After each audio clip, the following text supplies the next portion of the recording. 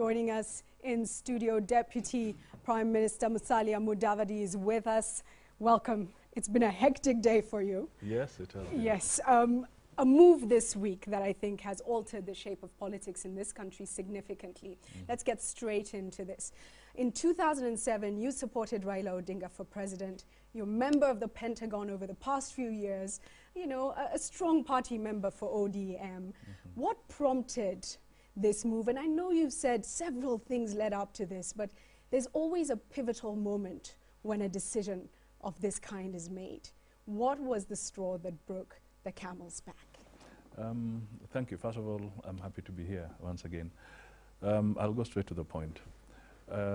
We have the New Political Parties Act, and the day that ODM finally submitted its papers or its credentials for registration, full registration under the New Political Act, based on its current constitution, then it was very clear that it would be very difficult for me to have a fair opportunity within that party, and hence the decision.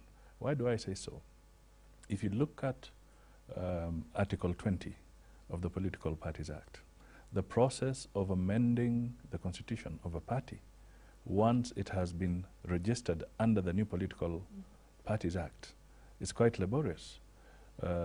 Stage one, the party must notify the Register of Political Parties, who must then give at least 14 days notice, published in the Kenya Gazette.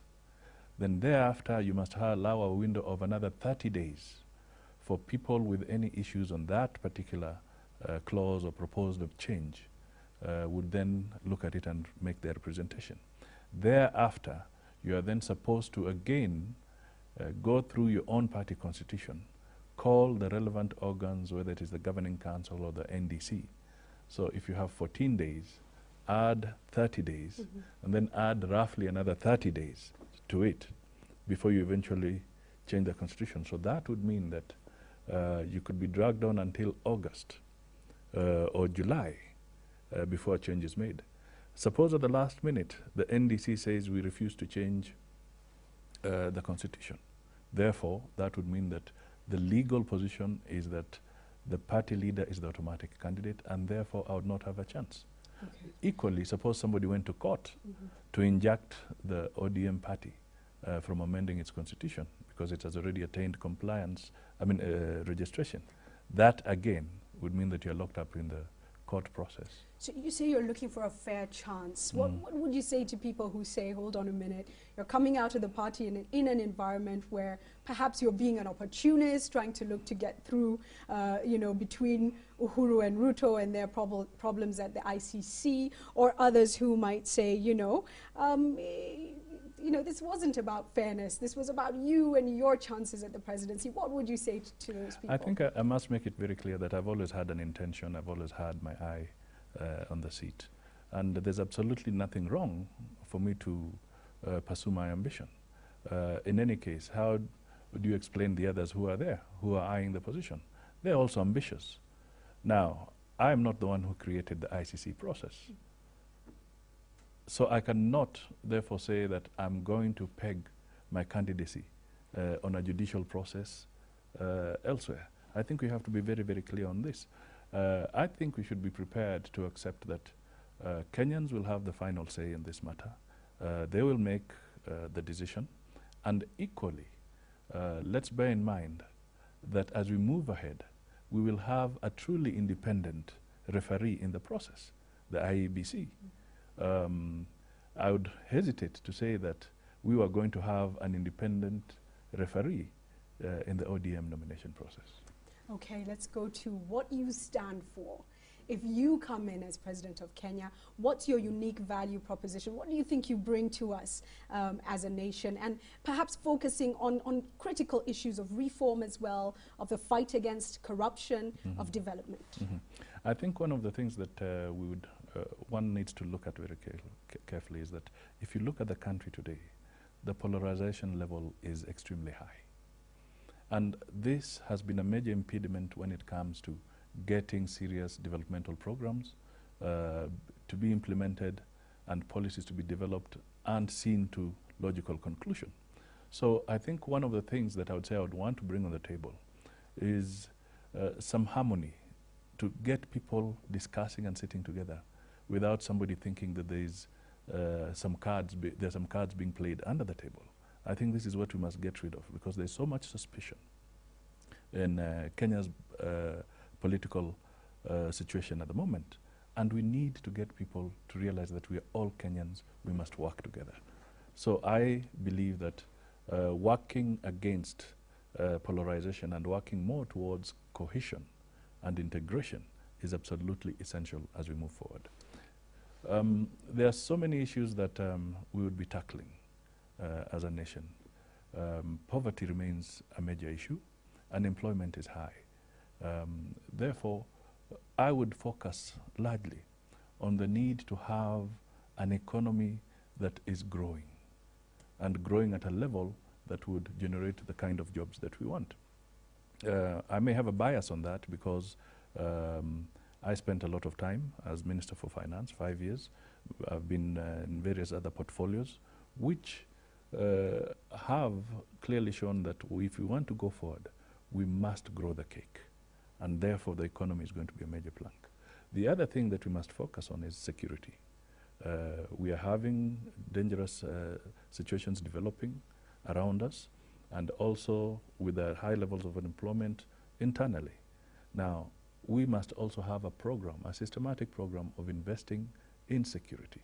Not all money can go to security at a go, but give it a clear path. And I'm happy to say that some of the laws that are coming through in the context of the police reform process, the legislation that Parliament has now enacted, the reforms we are seeing in the judiciary, this is all an important process under the justice system. And I think we need to consolidate those areas. Okay, thank you for that. I just must touch on the fight against corruption. And you were named in the Goldenberg report, land cemetery saga, which was associated with your ministry. I know some of these matters are in court and it's difficult to delve into the details, but what would you say about corruption and your stand and your commitment on those issues?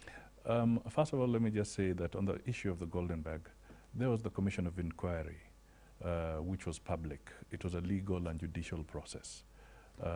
And the report is public. It can be found in the Kenya Gazette. You find it, the recommendations and the conclusion of the commission is there. It clearly states that I had nothing to do with that particular saga. In fact, the resolution of the commission was that I played a major role in bringing it to an end. And therefore, that is in the public domain, and I have nothing to hide about that. Now, this other issue that comes up about the cemetery saga and so forth, I raised this issue as well. It was being investigated. I got the people of the anti-corruption to come. They took statements from me. They did their investigations, and the matter is in court. So you're saying you were spearheading, in so fact, I would not want to go beyond that and say that with their investigations, what they found has led certain issues to go to court. And that is where I stand. Okay, you resigned, obviously, as minister, not yet as DPM, or you have not resigned as DPM or as Member of Parliament. Give us your logic. Well, first of all, let me put it this way, that the DPM position is inbuilt in the National Accord, which we have integrated with our constitution. I was a key player in this process, both at the Serena talks, in ensuring that we were reconciling Kenyans. So it is a unique situation where I played an important role with other Kenyans, no doubt about it. So from that perspective, and bearing in mind what I've just told you about the need to continue getting people together, I believe that playing a role within the context of the DPM is still important to me and important to the Kenyan people. If you want to change that, then you're going to start fundamentally altering the accord. And I don't think that that is where we want to go, especially when we are just about to prepare for a general election. The second thing is that the position of MP for Sabatia is a position that is given to you by the people of Sabatia. It's not given to you by anybody else. They make a decision, they decide. There was a time I was MP for Sabatia.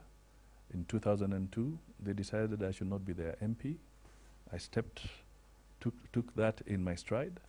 I was even offered a nominated seat by Kanu, and I said no, because the voters of Sabatia have said that it's not on. Now, they are going to have an opportunity to make that decision in a few months' time. So I think let that be made very clear. But let me just clarify one point.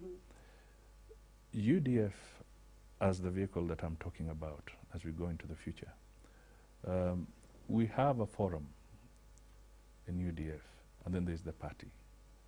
In the interim period that we are in, it must be on record that we are members of the forum, as distinct from the party, because you cannot be a member of two political parties at the same time. So we are very clear on that. Okay, very interesting. Let's wind it up with a question about Musalia the man. Just very quickly, tell us a little bit about your family. If you do occupy that house on the hill, what will the first family be like? Tell us a bit about them. Well, it's a very interesting question, but I am married.